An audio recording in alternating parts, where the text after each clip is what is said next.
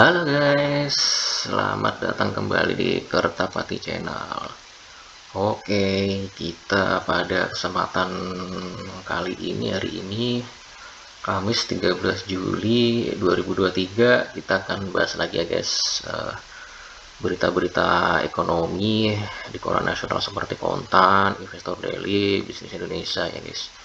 Dan bisa nanti tambahin juga ada koran-koran daerah guys ya, ada Radar Surabaya ya guys ya. Oke, kita lihat Kontan, langsung aja kita lihat headline Kontan hari ini. Kita ada apa ini ya? Sapu hambatan aturan permudah akses kesehatan. Oh, ini yang kemarin ya guys ya, yang banyak ditolak ya, undang-undang kesehatan yang udah disahkan ya guys ya.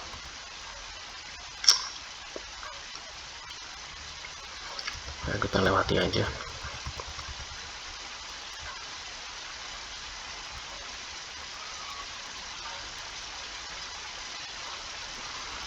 Nah, ini dampak dari pengesahan undang-undang tentang kesehatan ini pada tanggal 11 kemarin ini berdampak positif bagi sektor kesehatan ya guys, terutama emiten-emiten rumah sakit maupun farmasi ya guys ya.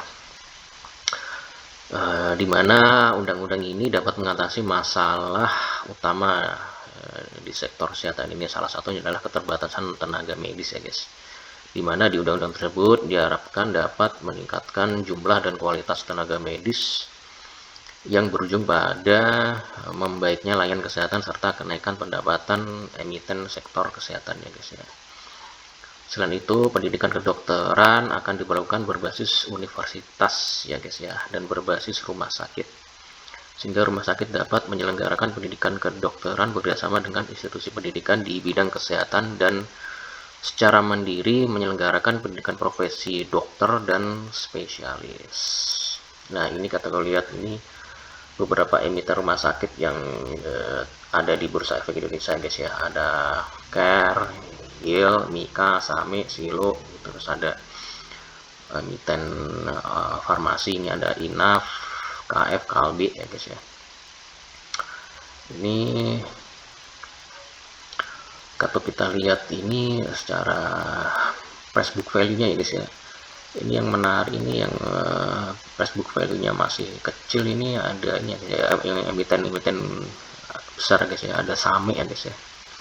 Same sama Silo ya guys. Same, Silo mungkin bisa dilirik untuk kalau mau invest ya guys ya, dibanding yang lain tuh udah mahal ya guys ya.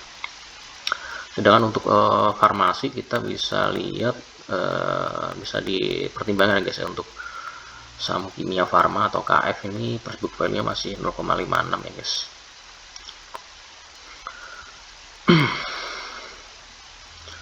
Oke, ya, mungkin itu yang dari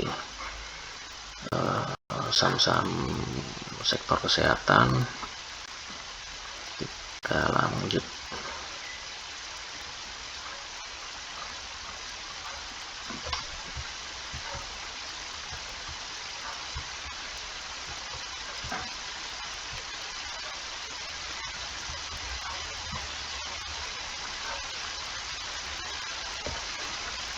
Nah, kita lihat ini guys ya. Di sini ada beberapa indikator konsumsi masyarakat ya guys. Kita lihat perkembangannya untuk di bulan Juni ini, indeks keyakinan konsumen ini di 127,1 ya guys. Ini agak lebih rendah daripada bulan Mei di 128,3. Tapi kalau dibandingkan Juni awal tahun 2023 ini lebih tinggi ya guys ya. Terus indeks penjualan real ya, ini naik ya guys ya, di bulan Juni ini di 223,2 kalau dibandingkan bulan sebelumnya maupun di Januari ya guys ya, di 208,2. Terus PMI manufaktur juga naik di 52,5 di bulan Juni 2023, lebih tinggi dari bulan Mei maupun Januari ya guys ya. Terus indeks nilai belanja juga naik di 156,9 di bulan Juni. Di Januari itu 142,4 ya guys. Terus indeks frekuensi belanja ini meningkat drastis di bulan Juni di 344,7 dibandingkan bulan sebelumnya dan bulan Januari ya guys ya, di 252,8 ya guys. Ini indikator yang bagus untuk konsumsi masyarakat kita yang udah mulai naik ya guys ya, udah mulai baik pasca pandemi ya guys.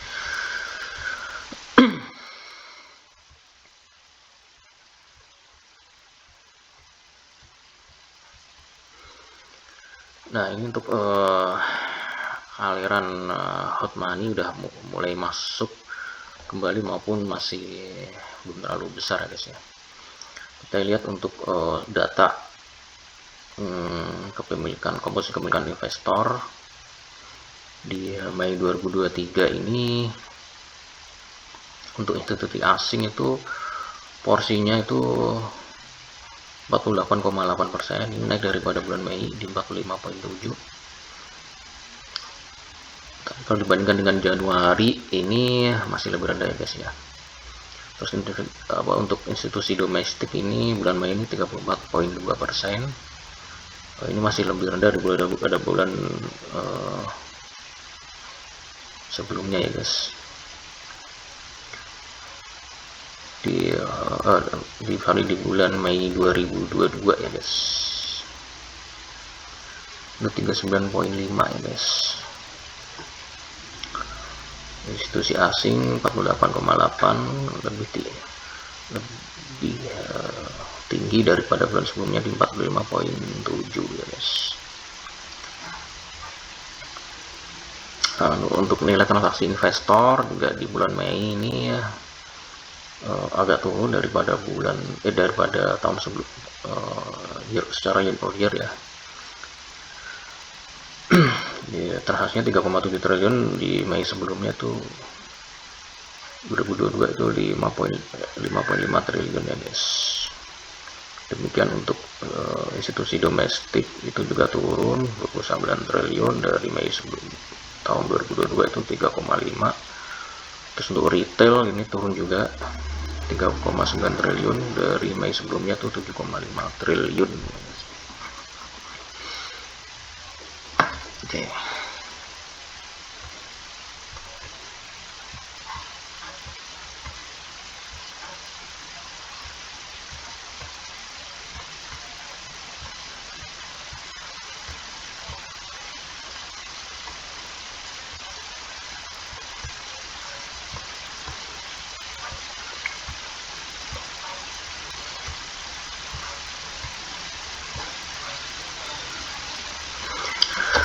Nah ini untuk update tentang GPU ya guys ya.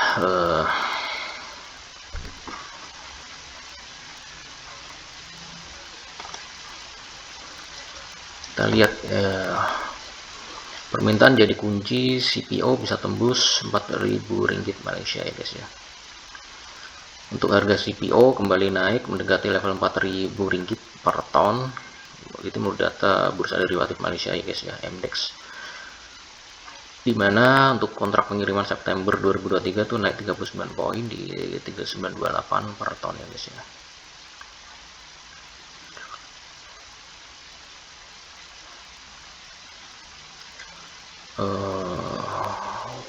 Di sisi lain untuk produksi minyak sawit di Juni 2023 ini turun 4,6% ya guys ya, menjadi 1,45 juta ton ya. Ini melebihi perkiraan analis sebesar 8,6% ya guys, menjadi 1,17 juta ton ya guys.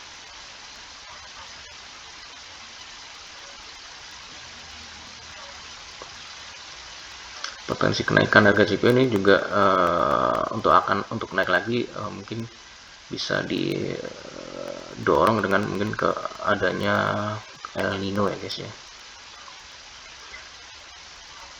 Dimana menurut NOAA atau National Oceanic and Atmospheric Administration mengumumkan akan ada transaksi La Nina ke El Nino ya guys. Jika ini terjadi maka hasil panen kembali menguat, harga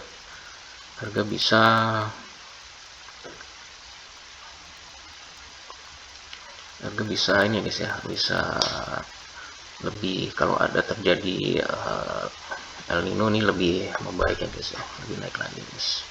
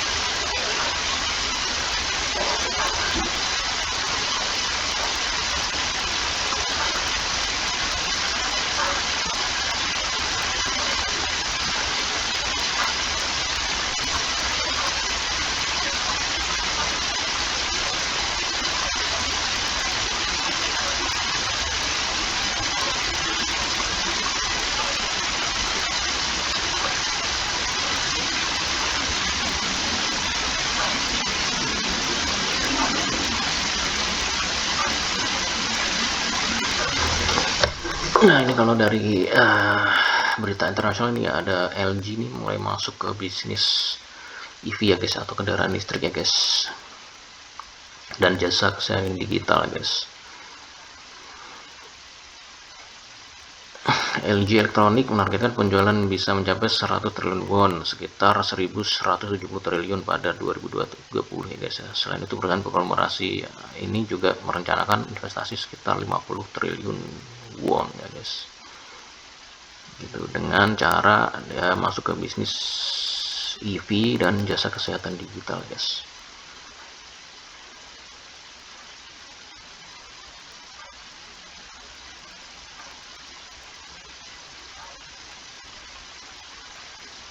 Gitu. Ini untuk perusahaan investasi hedge fund banyak mengurangi investasi di kripto ya guys, karena seiring dengan ini ya pengetatan aturan di Amerika ya guys ya.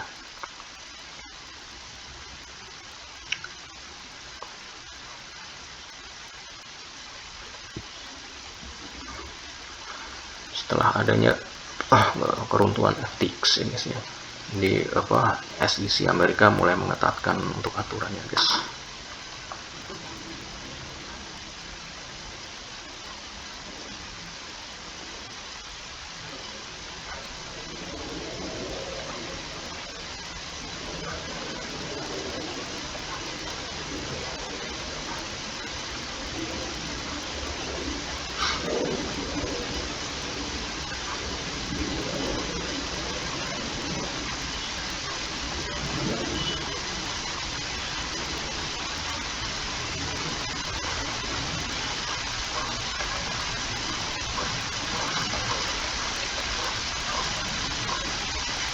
Oke, selanjutnya setelah dari konten kita ke investor daily ya guys. Untuk edisi 30 Juli 2023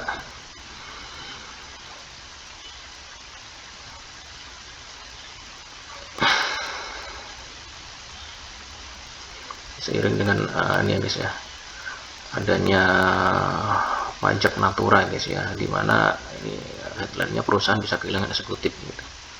Jadi berbagai fasilitas kenikmatan ini akan dipajaki ya guys ya, dimana seperti ada kendaraan, terus ada olahraga, terus fasilitas tempat tinggal juga nanti akan dipajakin ya guys ya.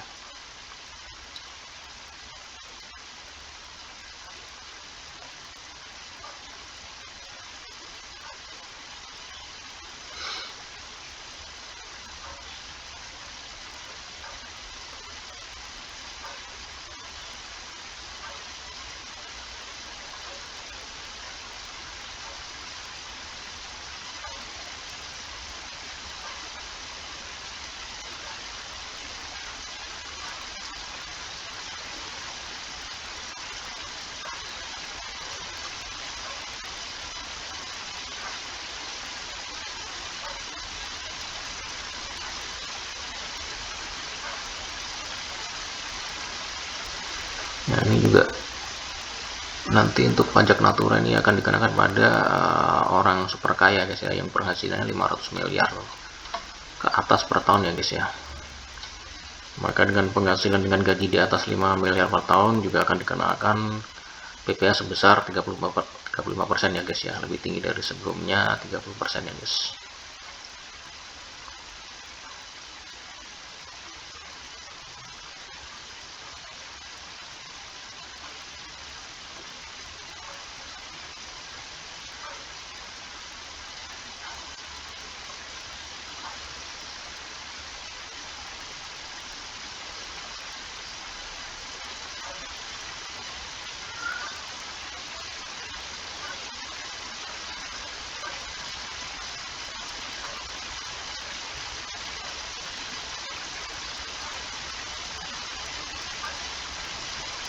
Ya juga ada endorse dari artis di misalnya di medsos juga kena ya, influencer juga nanti endorse barang-barang juga nanti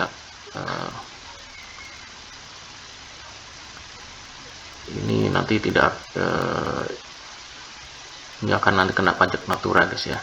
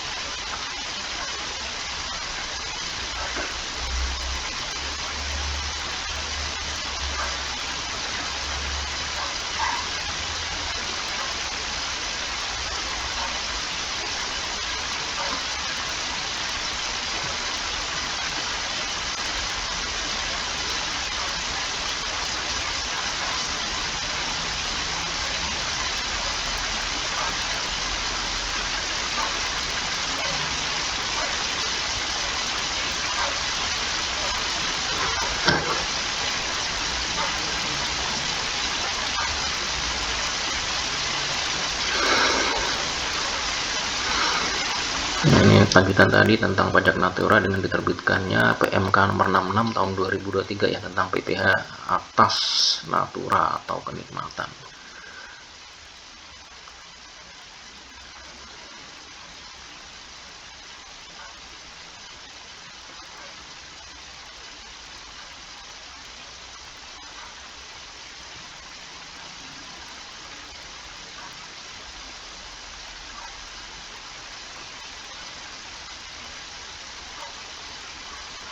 Barang-barang endorse juga akan kena pajak ya guys, semua dipajakin ya guys.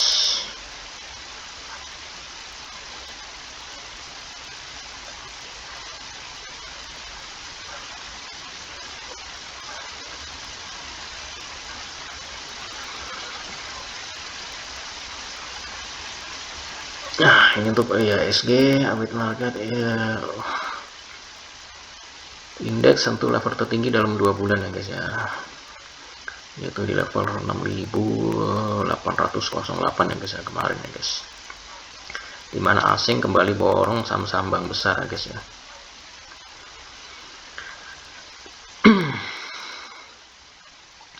Dimana kemarin total net buy asing itu 545 miliar, dimana 340 miliar ini mengalir ke 2 saham bank besar ya guys ya, yaitu Bank BCA dan Bank BRI ya guys ya. Selain itu juga asing beli saham Telkom, Kalbe, juga GoTo ya guys.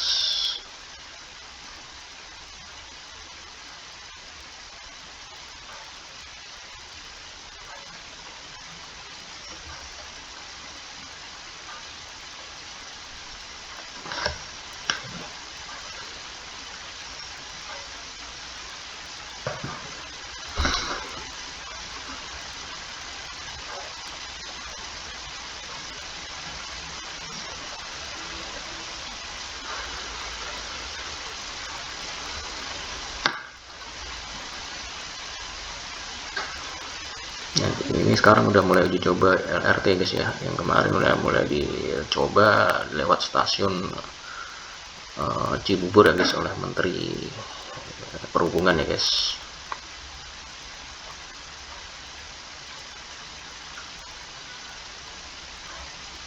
Sorry, di LRT Cawang ya guys.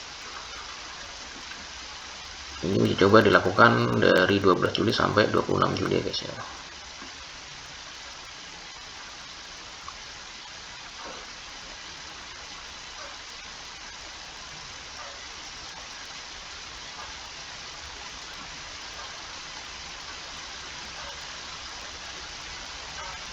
Nah, ekspor naik terus, neraca dagang pertanian selalu surplus.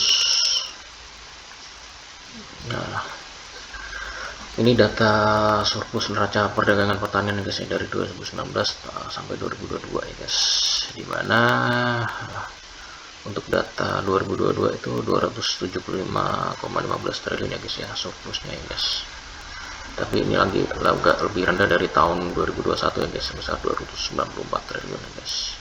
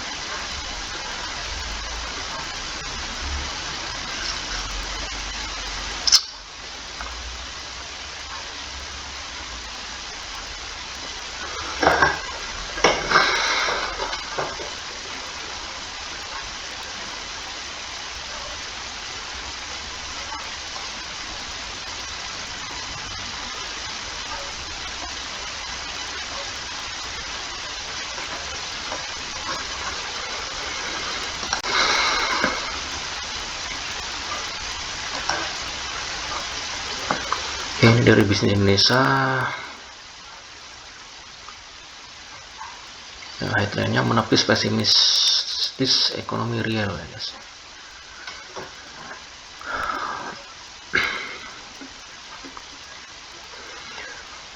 Sinyal was-was ini terlihat dari data survei penjualan eceran ya guys ya, atau SPE Bank Indonesia di Juni 2023 ya guys ya, dimana memotret pesimisme konsumen pada sisa tahun ini ya guys ya, terutama 2 bulan terakhir 2023 ya guys. Hasil pemantauan BI untuk SPE Mei ini berada pada fase kontraksi ya guys ya, dimana indeks penjualan real di Mei tercatat 223,5, turun 4,5% dari secara tahunan dan turun 8% secara bulanan ya guys ya. Proyeksi penjualan real di bulan Juni juga tidak lebih baik, yakni tetap di fase kontraksi yang tercatat sebesar 223,2 ya guys.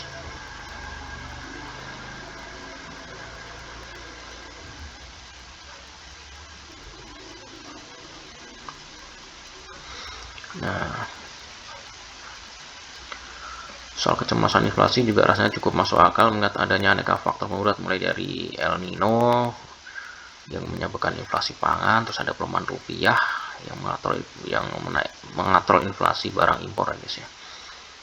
Jika diabaikan, kondisi itu akan menekan daya beli dan pada gilirannya menjadi penahan laju ekonomi real ya guys ya. Pemerintah juga menyadari kondisi tersebut dengan menaikkan outlook investasi 2023 dari 3,6 menjadi 3,3 sampai 3,7% ya guys.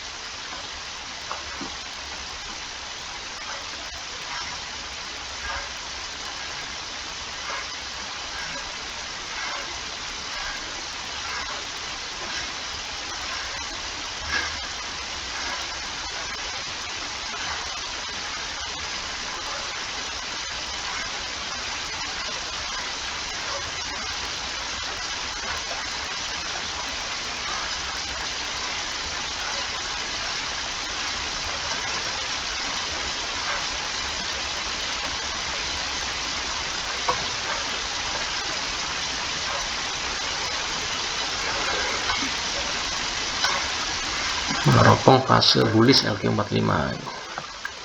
LQ45 berpotensi melanjutkan kinerja yang outperform setelah evaluasi konsisten pada akhir tahun Juli 2023. Saham sektor konsumen dan retail dengan likuiditas tinggi berpotensi meremehkan indeks berkapitalisasi pasar 5.400 triliun itu.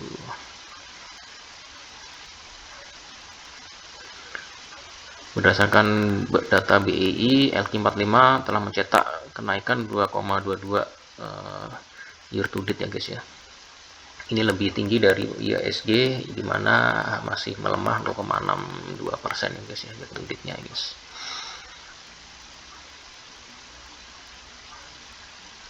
Untuk kinerja outperform LQ45 ini didorong oleh sejumlah konstituen ya guys ya, dimana seperti saham ACES yang naik 46%, terus BRIS itu naik 34%, Astra ASI naik 18%, GOTO naik 18,6%, ICBP naik 16% ya guys.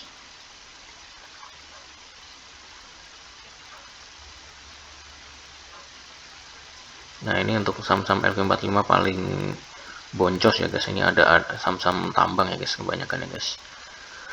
Ada Adaro, ITMG, PTBA, Indi, Pegas, Timah, Tins.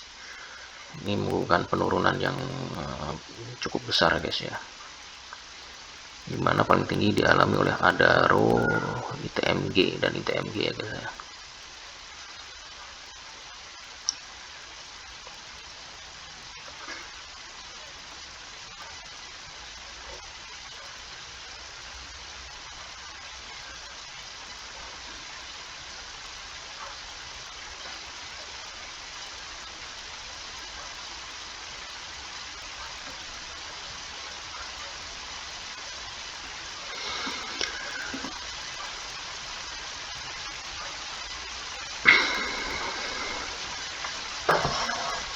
ini kinerja dana kelolaan reksadana saham tertinggi ya guys, ini oleh manajer investasi ya guys ya. Untuk Suder Investment ini masih memimpin dana kelolaan untuk reksadana saham di 13 triliun ya guys ya, dengan 6 produknya.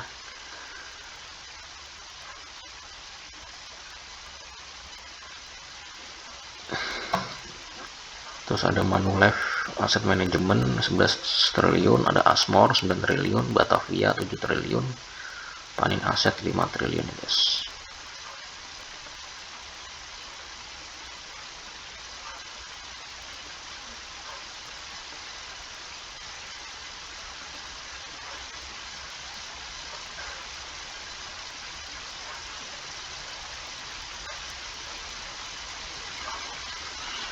Nah ini untuk realisasi dan pertumbuhan investasi ya guys ya, Indonesia ya guys ya. Untuk target 2023 ini naik 15% ya.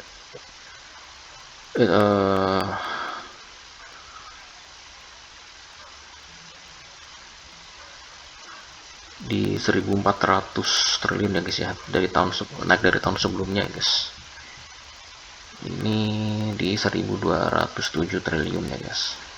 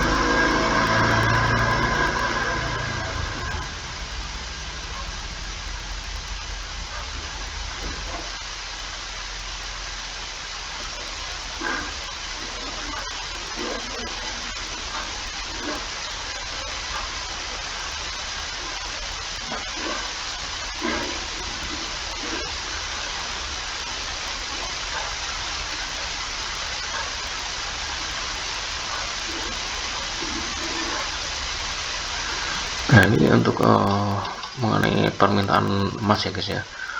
Untuk menghindari risiko inflasi, sovereign wealth fund dan bank sentral berburu emas ya guys ya. Aksi bank sentral terus menumpuk emas masih terus berlangsung ya guys ya. Terkini Cina menambah cadangan emasnya selama 8 bulan berturut-turut di tengah risiko ekonomi dan geopolitik serta keinginan negara tersebut untuk menjauh dari dolar Amerika ya guys ya.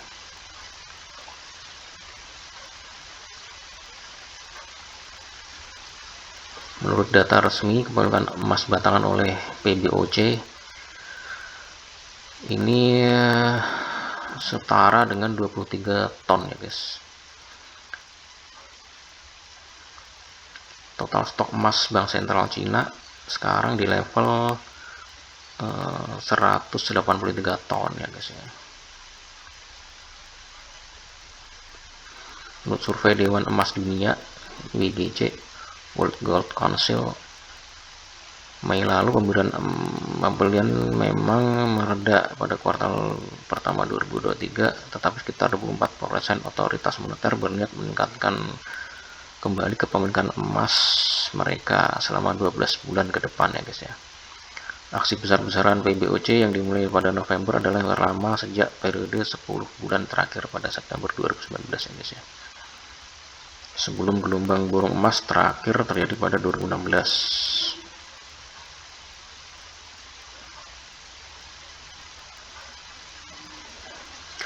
Terus untuk laporan tahunan Invesco juga ini perusahaan manajer investasi Amerika guys ya, Invesco ya, juga menunjukkan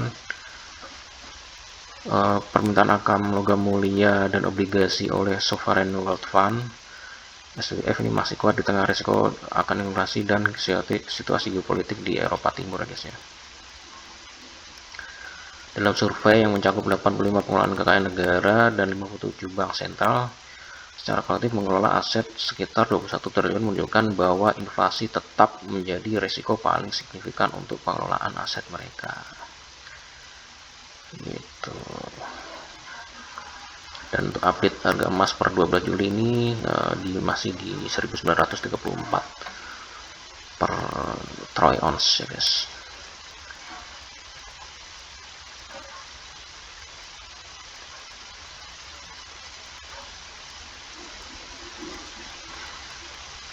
Nah, ini pasokan emas global 2023 ya guys. Ini untuk total pasokan ini di kuartal pertama 2023 itu ada 1174,4 ton ya guys ya. Perubahan naik 1% ya guys ya, year on year ya. Produksi tambang itu juga naik di kuartal 1 2023 di 856 ton ya guys. Kerja ada lindung nilai perusahaan, terus ada daur ulang emas ya guys.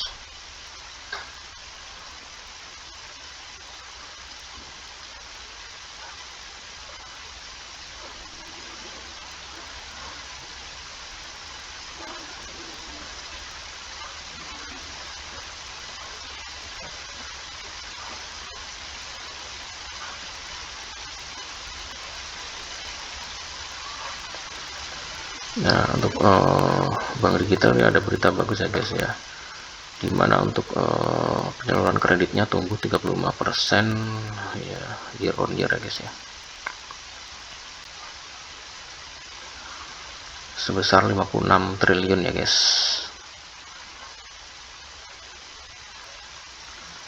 dimana ditopang oleh Bank Jago dan Alobank ya guys ya. Tercatat Bank Jago merealisasikan penyaluran kredit ini 11,2 triliun, 6% secara bulanan dan 58% secara tahunan ya guys ya. Dimana Arto atau Bank Jago itu menyalip Bank Neocommerce yang berada di posisi kedua ya guys ya, setelah si Bank ya guys.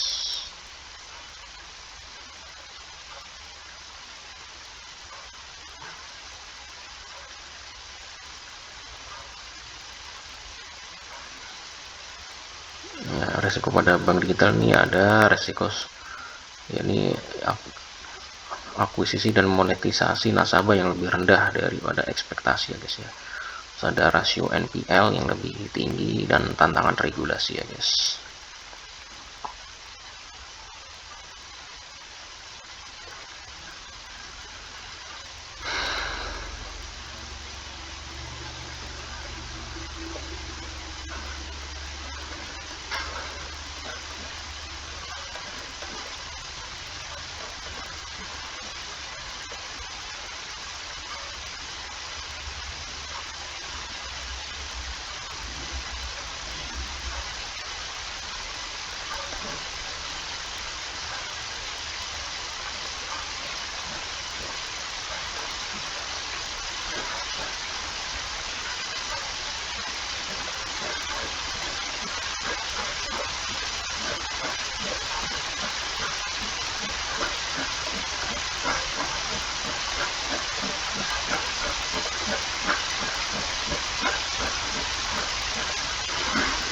Oke, kita lanjut ke harian Biswe guys ya. Apa yang menarik nih?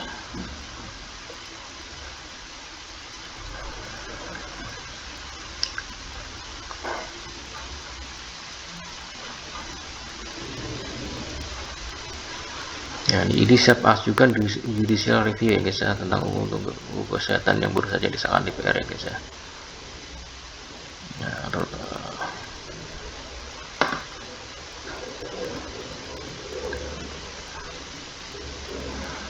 Ini dikarenakan undang-undang kesehatan dianggap tidak sesuai prosedur, mulai dari penyusunan, pembahasan hingga pembahasan. Seluruh prosesnya terlalu singkat, hanya 6 bulan.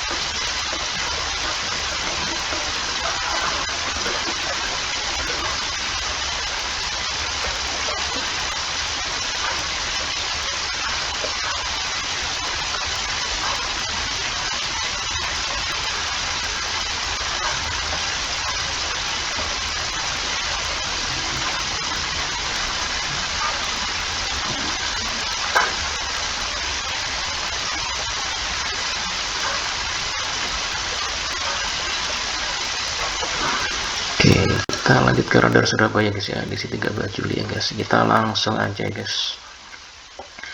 Ini berita lucu ya guys ya.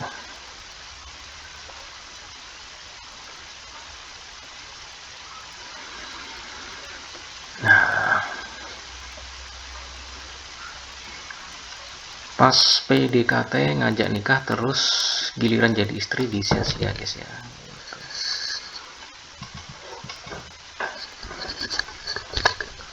Oke, ini gitu. Rupanya Don Worry 27 tahun masih menyimpan dendam gara-gara Karin 22 tahun menolak menggugurkan bayi hasil hubungan gelapnya saat pacaran ya guys ya. Dia belum siap jadi bapak ya guys, tapi namanya ibu mbak ya, apa nggak tega kalau harus menggugurkan janin sendiri. Cegat Karin di kantor pengacara dekat Pengadilan Agama kelas 1A Surabaya. Kita lanjut di halaman 7.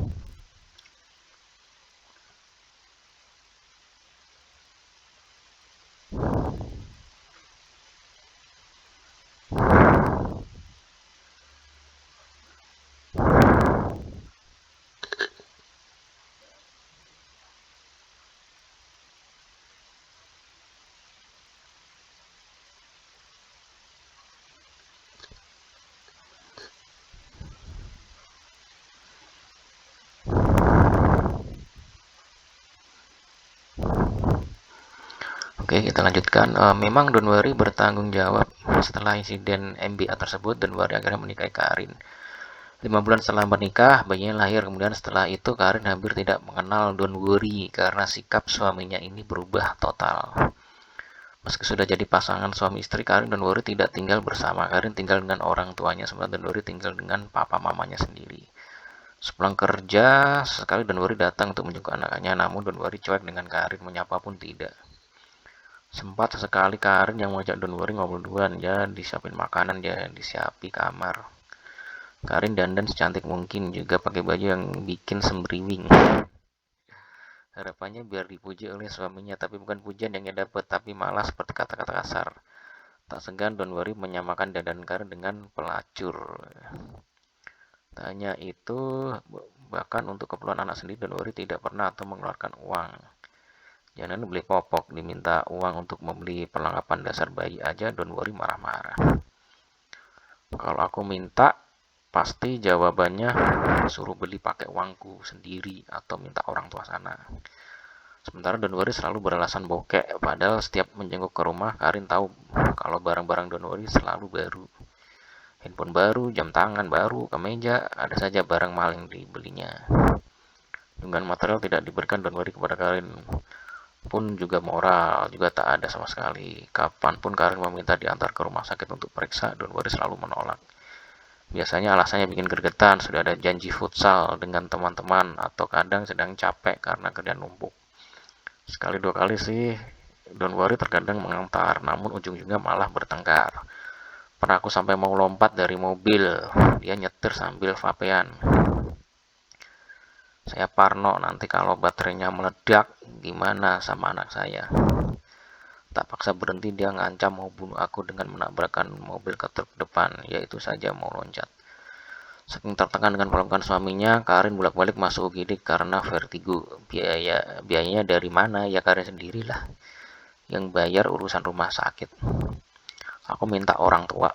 Aku sudah nggak kenal lagi sama Mas Suhuri yang dulu ngebet terus ngajak nikah. Nah sekarang udah nikah kok aku disia-siakan gini. Pungkas Karin yang memilih mundur teratur setelah mencoba bertahan selama 1 tahun lamanya. Oke, demikian guys untuk berita koran nasional pada hari ini. Mungkin kita akan lanjut lagi mungkin besok ya guys ya, kalau ada waktu ya guys ya. Mungkin kita coba konten baru lagi ya guys ya, apakah riset atau yang lainnya guys ya. Oke guys, sudah demikian ya guys, dari saya, update dari saya. Terima kasih dan selamat pagi ya guys.